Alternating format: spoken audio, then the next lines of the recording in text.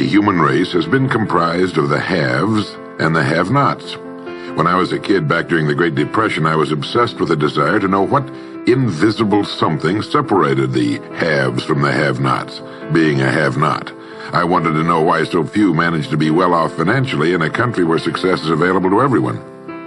For example, in checking the Statistical Abstract of the United States, published by the Bureau of the Census, I discovered, just lately, that only 10% of the men in this country, 65 years of age and older, have incomes of $6,000 or more a year.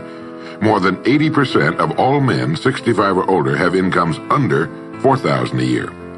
Only 7.6% have incomes between $7,000 and $10,000 a year, and only 3.7% have incomes of $10,000 a year or more. A man starts his working career in his 20s, often earlier. He's fortunate in that he lives in the free world. He has better than 40 years to make the grade financially in the richest country on earth. Yet, according to the statistics, only about 10 out of 100 will be financially secure by the time 65 rolls around, and only about 4 men out of 100 will be financially comfortable. Now, why? Well, let me tell you how to find out for yourself. Conduct your own survey. Start down the street in your neighborhood on any Saturday or Sunday and ask the man of every house 2 questions. The first question is, what are you doing at the present time to increase your income now? That is, how much do you want to earn? And when you've evaluated the blank stare you get in response to that question, ask question number 2, which goes, how much money are you planning to be worth at age 65? Now, when the silence becomes too unnerving, thank him and move on to the next house. Ask 50 men, 100, 1,000, until you're completely convinced that the reason men don't make more money during their working lives, and the reason men aren't financially independent by the time they're 65, is simply that they seldom, if ever, do any constructive thinking on either subject. It's that simple, unfortunately. The reason it's so easy to earn far more money than the average man earns in this country is that so very few, are going about it the right way. This is a race without enough contestants to bother about. The few who are really in the race can all be winners. Some will finish ahead of the others, but even the man who finishes last in this race will be financially secure. Most people, more than 90%, aren't even in the race. To prove it, ask yourself the 2 survey questions. Up until the time you started listening to this message, what were your plans for increasing your income? How much do you want to earn? And how much money had you decided to be worth by the time you're 65? You see, people who earn large incomes aren't lucky, and they're not crooks as those without money are so fond of pretending, nor are they endowed with more brains or talent necessarily than their friends and neighbors, nor are they privy to occult secrets, and only a very few were lucky enough to have had rich fathers or grandfathers. Most of the people earning the big incomes today started the same way you and I did, and most other people. The only difference between the men who earn big incomes and those who earn small incomes is that those earning big incomes decided to earn more. They're the people who made it their business to earn more. You see, a woman who does not think about baking an apple pie for dinner tonight will never think of looking up the recipe for apple pie. Without the decision for pie, there's no motivation for checking out the recipe. A man who does not think about driving his car to St. Louis, Missouri or Nacogdoches, Texas will never get road maps which show how to get to St. Louis or Nacogdoches. And a man who never decides to earn more money will never think of learning how, of looking up the rules for earning more money. You see, people do what they make up their minds to do. So get rid of the ancient superstition once and for all that people who earn big money are special people, or lucky, or get the breaks, or had money to begin with, or knew someone, or are smarter, or anything else. These are alibis. They can all be disproved 1,000 times. The reason there are so many of these alibis around is that men who fail to make the grade financially are seldom honest enough to just admit that they really didn't try and keep trying. So in order to justify their failure, in order to remain seated, they dream up and pass along these old alibis. We're all self-made, but only the successful will admit it. I once had occasion to visit Charleston, South Carolina. I'd never been there before, so I hired a taxi to drive me around the historic old town. I particularly wanted to see the battery where that famous shot was fired on Fort Sumter. Along this beautiful drive, some of Charleston's oldest and finest homes look out over the bay. I commented to my cab driver on what lovely homes they were, and he said, yes, some of those homes have 40 rooms. And then he thought a moment and he said, and every one of them is owned by a crook. This is how the have-nots justify themselves and their lot in life. I didn't say anything because I didn't feel I was entitled to advise him or try to straighten out his thinking. This is a free country where as long as he doesn't hurt others, everyone has the unalienable right to be just as wrong as he wants to be. As Thomas R. Lounsbury, the American scholar and educator, put it, we must view with profound respect the infinite capacity of the human mind to resist the inroads of useful knowledge. My taxi driver and men and women like him all over the world have been kidding themselves and holding themselves down and refusing the bounty and abundance of the world for centuries. Knowledge is available to everyone. We can either listen to those qualified to teach us, or we can go along with those ancient stumbling blocks we get from people who don't know any more than we do. The truth, incidentally, about those homes along that beautiful drive is that they were built by the men and women who made the largest contribution to the city of Charleston. In just a moment, I'm going to give you the formula for getting rich, but before I do, I want to remind you of something. Before a jet pilot begins his takeoff from an airport, he carefully goes over a checklist, item by item.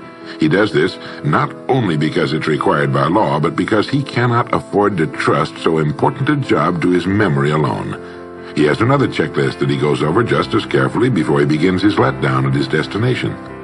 He does this without fail every time he takes off and every time he lands. Well, I think living successfully is as important as flying an airplane.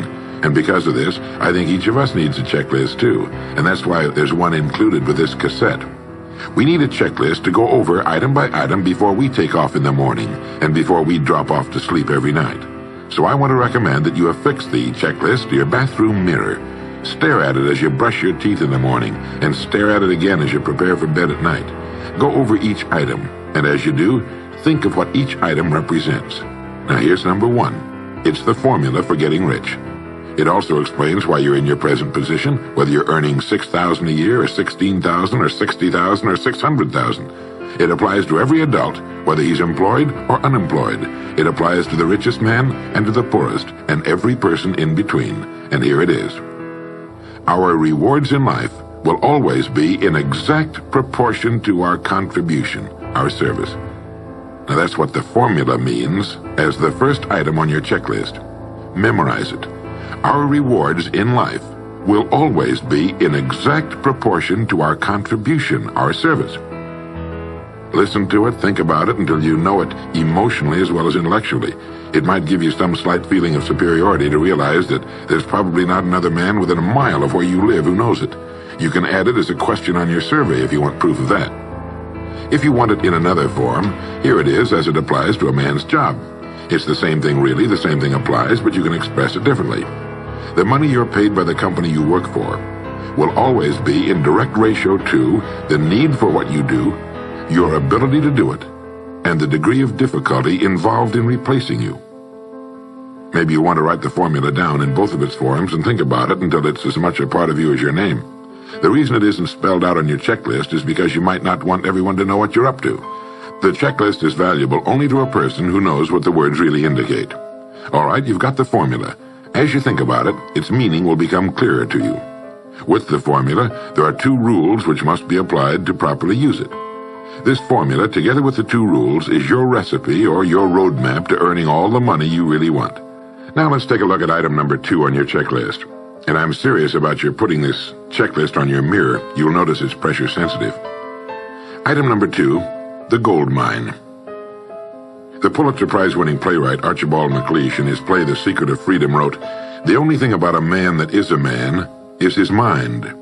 Everything else you can find in a pig or a horse." Strong words, aren't they?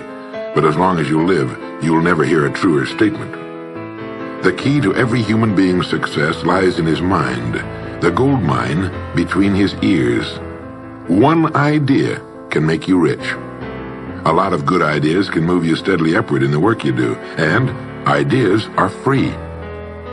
Now just think, there's nothing now being done commercially that will not be done better, much better in the years ahead. Next year's homes and most of what's in them will be better than this year's. Next year's cars will be better. Next year's manufacturing, distributing, marketing, and selling and advertising should be better. Nothing is now being done as well as it must be done in the future, and every innovation, every new improvement will be somebody's brainchild. Now, what's your specialty? How many good ideas have you come up with during the past year? If you continue on as you have in the past, where will you be and what will you be earning, say, a year from now, 5 years from now? Every day of our lives, we walk or drive by more opportunity than we could develop in a lifetime, in 50 lifetimes.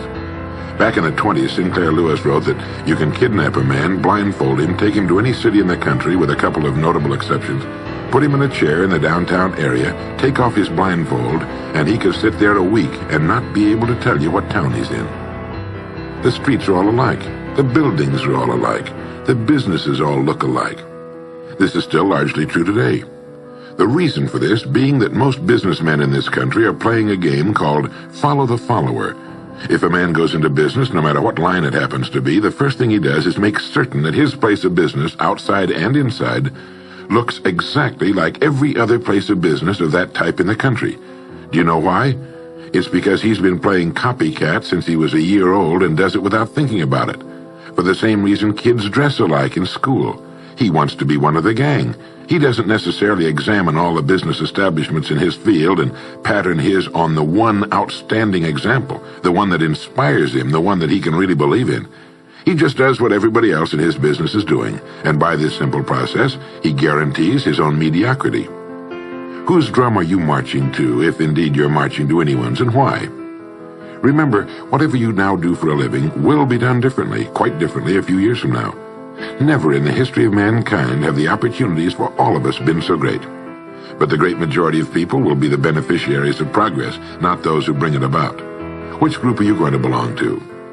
If you want to be a contributor, not just a beneficiary, here's the first rule. It appears on your checklist as the gold mine. So, think. Think deliberately and with a purpose. Use the gold mine between your ears. Begin by thinking at a special time every day. Back during the Depression, a New York lumber dealer was growing rich while other lumber dealers were going broke. When asked how he did it, he said, "Every evening when I get home, I close myself up in a quiet room, sit in a comfortable chair, and ask myself, how will my business be conducted 10 years from now? Then I try to do it now." Instead of competing with every other lumber dealer, which is what they were doing, he was creating. He was doing the very thing man was designed to do, the very thing man does best. A company growing at the rate of 10% a year will double its size in less than 8 years. But a man can improve his effectiveness 50% or 100% a year or more. The experts tell us that every one of us has within him deep reservoirs of ability, even genius, that he habitually fails to use. Well, let's begin now to reach into these deep, rich areas of pure net profit and use more of our real abilities. Let's think. Here's the best way I've found to make yourself think. Start getting up a little earlier than you're accustomed to. Right off the bat, this gives you extra time that 95% of the men in this country are not using at all. 1 hour earlier a day gives you 6.5 extra 40-hour weeks a year.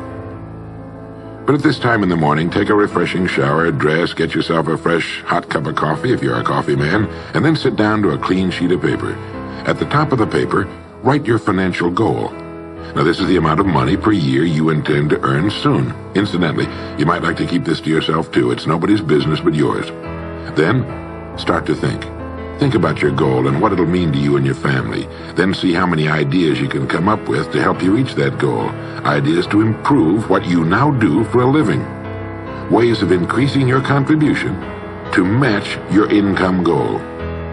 You know, jobs don't have futures. People do. No matter what line of work you may be in, there is within it more than enough opportunity to last a lifetime. You don't have to think of brand new ideas or revolutionary new ways of doing things, although you well might come up with some. Think of ways of improving what is now being done. If you are to increase your income by the amount you've specified, you must find ways of increasing your contribution, your service. And the key to this is to be found in your mind, in that gold mine between your ears. Try for 5 ideas every morning and write them down, and save those sheets of paper in a special idea file. Many, perhaps most of your ideas will be worthless, but some of them will be very good. A few will be excellent, and every once in a while you will come up with something really outstanding. You see, 5 ideas a day is 25 a week if you don't think on weekends. Now that's more than 1,000 ideas a year. One idea can get you to that income you're shooting for. The law of averages swings so far in your favor you just can't miss. Try to develop a sense of expectancy. That is, try to hold the feeling that the goal you're shooting for is a sure thing, and that it's only a matter of time before it's realized. You know, Henry Ford didn't start making cars until he was 45. A friend of mine started a new company at 65. He's still going strong, and his new company has sales of better than $300 million a year. It's almost never too late. Try not to think of things outside of your own line of work or whatever it is you're most interested in. To think well and profitably, you must discipline your thinking. Keep it on course, controlled, keep it in one field, specialize. Now for the final item on your checklist. It appears as the word. And the word is attitude. Attitude has been called the most important word in the language. William James put it this way. He said, "The greatest discovery of my generation is that human beings can alter their lives by altering their attitudes of mind." Now this is something to think about. Can alter their lives by altering their attitudes of mind. It's another way of saying we become what we think about. Look at it this way.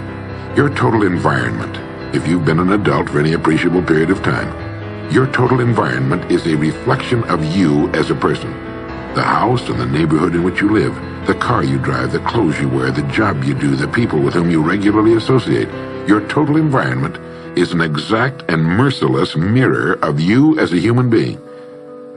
Now, if you feel your environment can stand some improvement, you have only to improve your attitude, and your world will gradually change to reflect the changing person. Here's how to change your attitude.